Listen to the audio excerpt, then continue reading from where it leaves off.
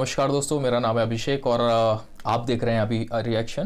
दोस्तों आज मैं आपके सामने एक बार फिर हाजिर हूँ एक नई वीडियो के साथ। एंड आज हम जिस वीडियो पर रिएक्ट करने वाले हैं उस वीडियो का टाइटल है India to launch 4000 kilometre river cruise, India's new world record, Pakistani reaction on India. तो टाइटल से तो जैसे लग रहा है कि वीडियो काफ़ी इंटरेस्टिंग होने वाला है अगेन।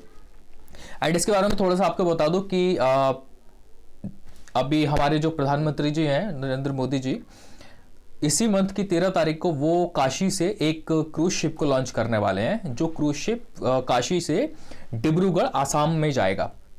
एंड ये जो पूरा डिस्टेंस है ये लगभग 4000 किलोमीटर का होने वाला है। एंड कहा जा रहा है कि इस डिस्टेंस को पूरा करने के लिए लगभग 50 दिन का समय लगेगा। एंड इसका एक काफ़ी बड़ा हिस्सा जो है वो 1100 किलोमीटर का जो रन है वो बांग्लादेश से भी होकर गुजरेगा। तो इंटरेस्टिंग रहेगा कि इसमें पाकिस्तान के क्या रिएक्शंस रहते हैं। तो एक काम करते हैं, पहले वीडियो देख लेते हैं, उसके बाद वीडियो के एंड में मैं अपने जो व्यूज़ हैं मैं आपके सामने रखूंगा। एंड वीडियो के दरमियान भी अगर मुझे कुछ ऐसा लगा कि जहां मुझे कुछ अपना व्यूज़ रखने चाहिए, कुछ बोलना चाहिए, तो मैं ज़रूर इसके बारे में बात करूँगा। तो चलिए एक काम करते हैं, पहले वीडियो देख लेते हैं, उसके बाद बात करते हैं। Let's go.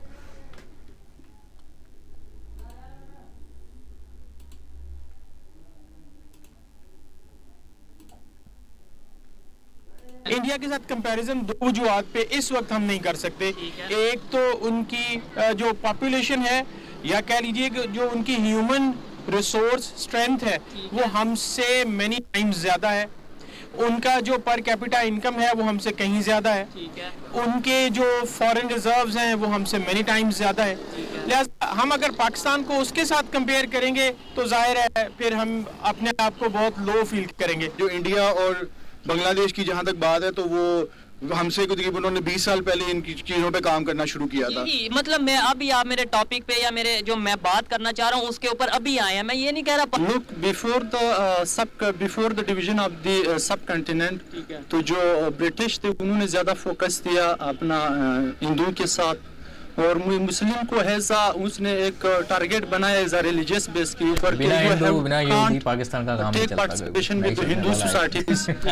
तो इस बेस पे जो पाकिस्तान के लोग थे उनको गुमराह किया गया कि आप इनके साथ ना रहें। एक उनको वो कर दिया था, डिसमिस कर दिया था एक दूसरे को। ये तो एक अलग इशू है, लेकिन फोकस ये किताबों में ये भी पढ़ाया जा रहा है कि ज्यादातर जो फाइनेंशियल जो वर्क थी, मतलब जितनी भी दफ्तरी काम थे वो सब उनको सौंप दिए गए। ठीक है, हमने भी यही किताबों में पढ़ा है। ये बड़ी मजे की इन्होंने बात किया कि बिल्कुल इसमें कोई दो राय नहीं है कि वो बहुत ज़्यादा तरक्की कर चुके हैं, क्योंकि उन्होंने अपनी IT में बहुत काम किया है, एजुकेशन में बहुत काम किया, स्पोर्ट्स पे बहुत काम किया है, और अपने जो वो इंसानों की जो उनकी एक बहुत बड़ी मंडी है ना, उसका फ़ायदा उन्होंने इस तरह उठाया है कि दुनिया की कोई भी बड़ी मल्टीनेशनल कंपनी है उसका ख्वाब है कि वो इंडिया में अपनी प्रोडक्ट लॉन्च करे, और उसका उन्होंने फायदा उठाया। ऐसे तो देखा जाए हम भी दुनिया की 6वें नंबर पे बड़ी आबादी है। मिल के काम करता है वो हमेशा जो है वो सक्सेसफुल होता है।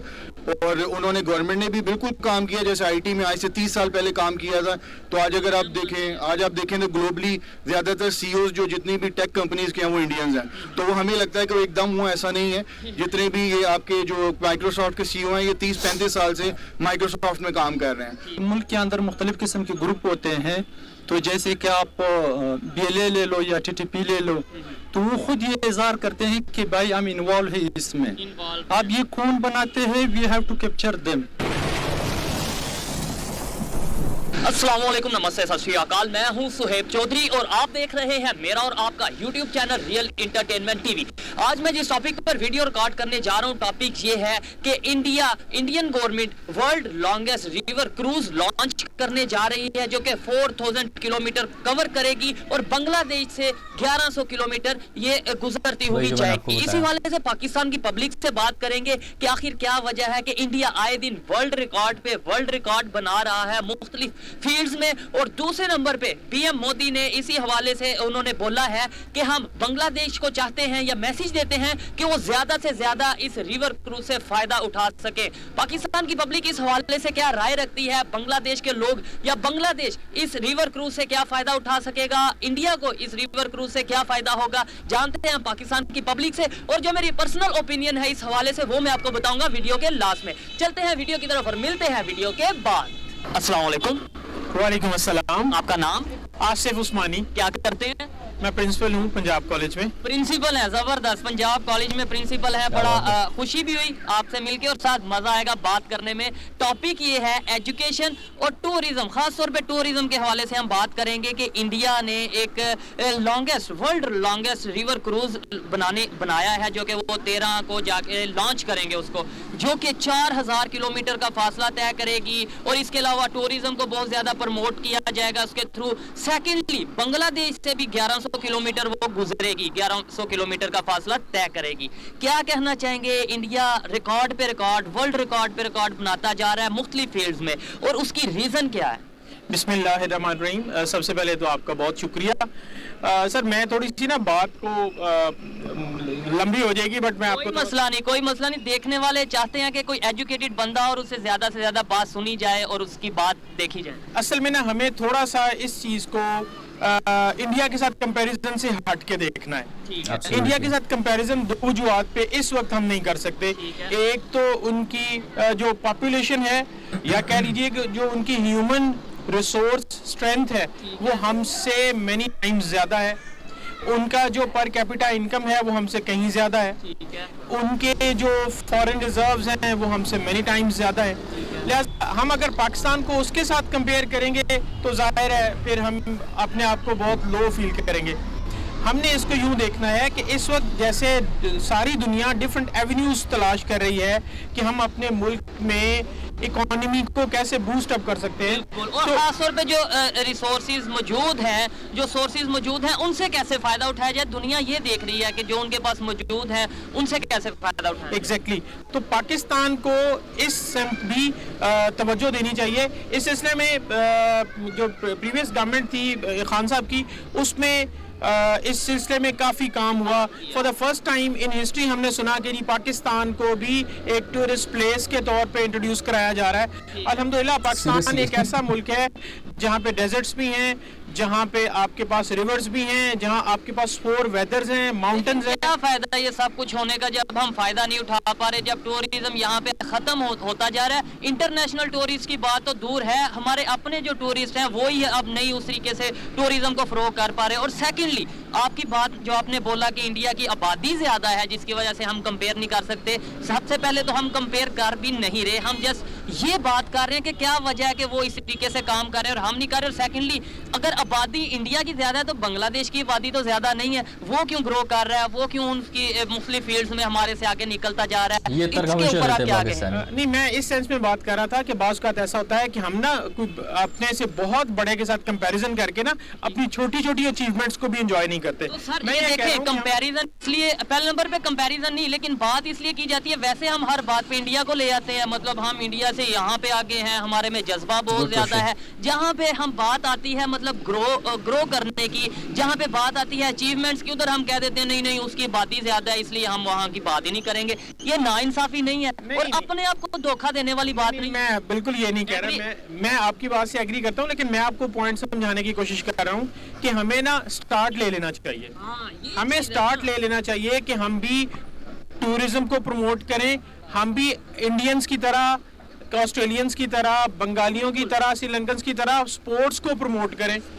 ये दो चीज़ें ऐसी हैं कि जो इस वक्त जो मॉडर्न वर्ल्ड इकोनॉमी है उसमें ये दोनों चीज़ें बड़ा इंपॉर्टेंट रोल प्ले कर रही हैं, क्योंकि ये दोनों चीज़ें सोशल मीडिया के थ्रू हाथों हाथ बेची जा सकती हैं, इनके जरिए से लोगों की अटेंशन ग्रैब की जा सकती है। ट्रेंड का दौर है ना, ट्रेंड जिसका बनता है। जैसे आप बात करें दुनिया का, अगर क्रिकेट स्टेडियम की बात करें, दुनिया का सबसे बड़ा क्रिकेट स्टेडियम इंडिया में बन रहा है। इसके अलावा मतलब कोई भी फील्ड में कर लें, वो आए दिन वर्ल्ड रिकॉर्ड बना रहा है। सिर्फ मेरी बात करने का मकसद ये था, उनकी पॉलिसीज में ऐसी क्या चीज है कि वो दिन ब दिन ऐसे बेहतरी की तरफ जा रहे हैं या ग्रो कर रहे हैं। सर, सबसे पहली चीज तो ये है कि वहाँ पॉलिटिकल स्टेबिलिटी बहुत ज्यादा है। यानी एक अरसा हो गया कि वहाँ पे कोई किसी किस्म की कोई इन्वॉल्वमेंट नहीं है। आप जैसे ही उनके इलेक्शन से पहले बेशक जो मर्जी हो, the moment the results are announced, उसके बाद सारी पार्टीज एग्री कर जाती हैं कि जी हम इससे एग्री करते हैं। उसके बाद फिर मुल्क चलता है। आप सबसे पहले अपने मुल्क में एक पॉलिटिकल स्टेबिलिटी लाएं और इंशाअल्लाह ताला मैं बड़ा होपफुल हूँ इस वक्त जितनी। अच्छा, ये थोड़ा रोकना चाहूँगा। अच्छा, ये चीज़ इन्होंने बहुत सही बोली। इंडिया में क्या हो रहा है कि काफ़ी लंबे समय से जब किसी भी राज्य में या देश में जब चुनाव होते हैं, आपस में पार्टियां बहुत कुछ बोलती हैं एक दूसरे के बारे में, ठीक है ना, आरोप भी लगते हैं, प्रत्यारोप, सारे पूरा चलता है वो। लेकिन उन्होंने सही कहा कि जैसी रिजल्ट आया था, ठीक है भाई, सब सेट एकदम से, कोई नहीं, होता है ना ऐसा, हमारे भी होता है, ईवीएम के बारे में बहुत कुछ बोला जाता है, लेकिन रिजल्ट आने के बाद में हमारी पार्टियां सब अपने अपना रोल जो है वो उससे अच्छे से समझती हैं और फिर आगे बढ़ जाती हैं। तो ये चीज़ वाकई में सीखने लायक है, अगर और कोई सीखना चाहे तो।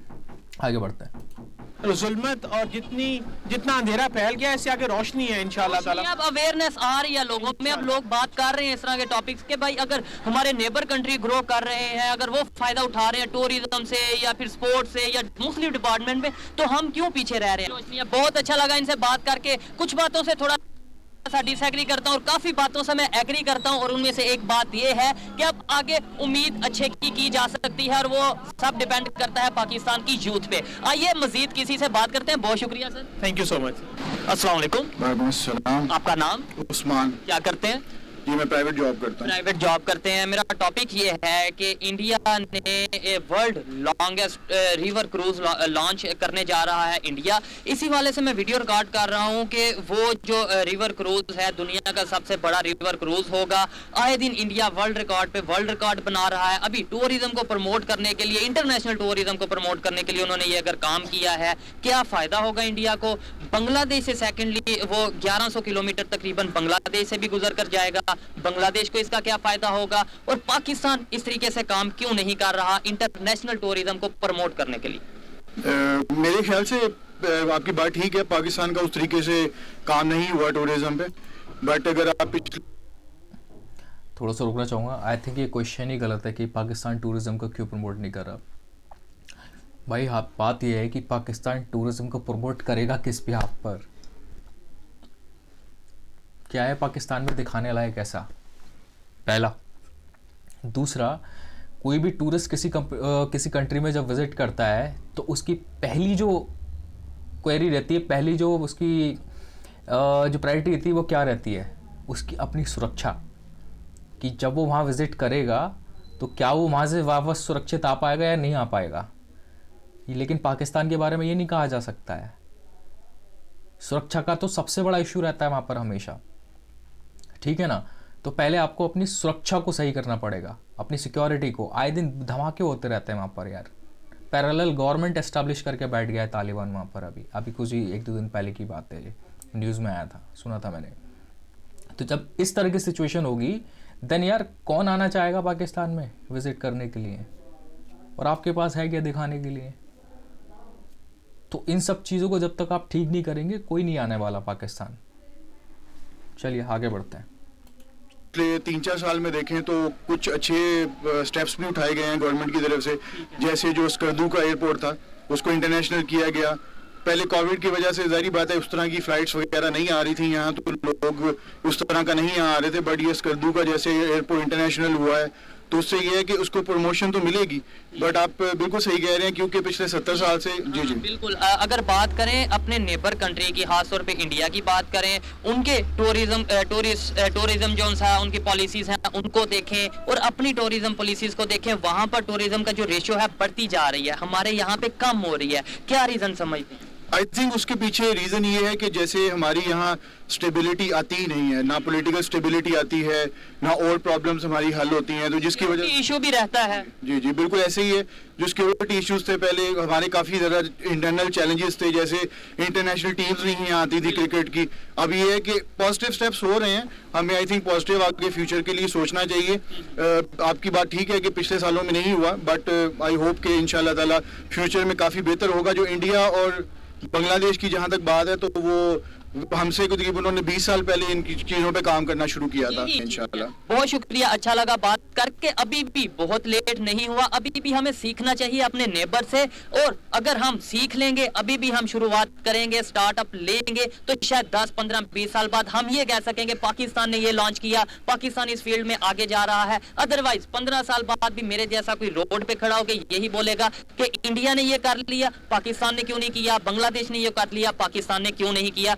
तो फिर पाकिस्तान के लिए सोचने वाली बात है। आइए मजीद किसी से बात करते हैं। बहुत शुक्रिया। Thank you, thank you. अस्सलाम वालेकुम। वालेकुम सलाम। आपका नाम? मोहम्मद ज़ाहिर। भाई क्या उसमें करते इंटरेस्ट हैं? नहीं होगा। मैं यहाँ GCU में पढ़ रहा हूँ। GCU में पढ़ रहे हैं? GC यूनिवर्सिटी में आप पढ़ रहे हैं। कहाँ से बिलोंग करते हैं? I belong to Baluchistan. Baluchistan से बिलोंग करते हैं। मैं जिस टॉपिक पे वीडियो He's रिकॉर्ड from कर रहा हूँ, बलूचिस्तान। टॉपिक ये है, इंडिया ने अब world longest river cruise launch करने जा रहा है, जो कि 4000 किलोमीटर का फासला एरिया कवर करेगी। इसके अलावा दुनिया की सबसे बड़ी रिवर क्रूज होने जा रही है।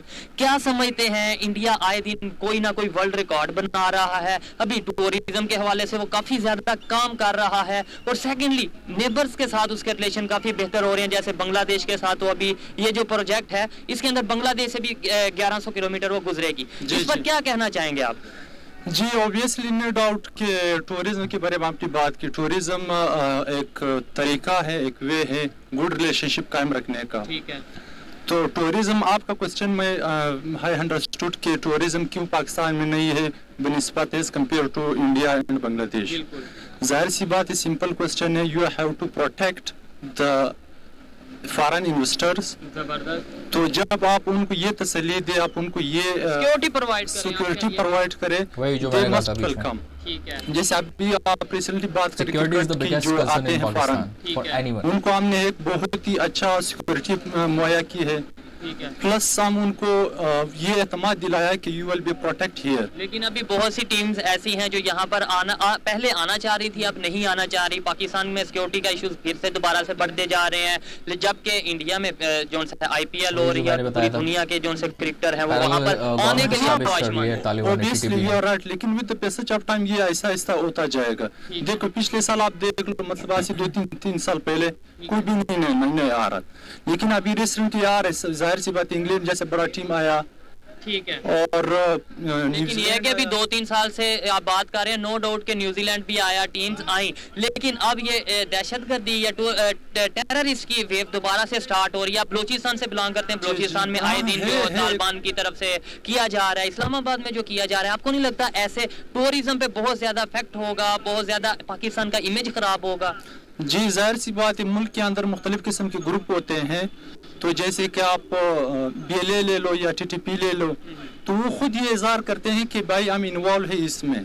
अब ये कौन बनाते हैं, we have to capture them. जबरदस्त। ये ग्रुप कौन बनाता है? ये ग्रुप और ये कौन, किसकी वजह से बनता की है? वजह से बनते हैं। अब बड़े लोग होते हैं काफी सारे, ठीक है। तो उनको लोग आयर करते हैं, you have to attack there, उनको पॉइंट देते हैं। ठीक है। तो जाहिर सी बात ये है कि we have to capture the main ठीक है। पॉलिसीज की बात करें, इंडिया की कौन सी ऐसी पॉलिसीज हैं जिनकी वजह से वो हर फील्ड में बेहतर परफॉर्म कर रहा है? मतलब 1947 में जो इंडिया की कंडीशन थी वही शायद पाकिस्तान की कंडीशन थी।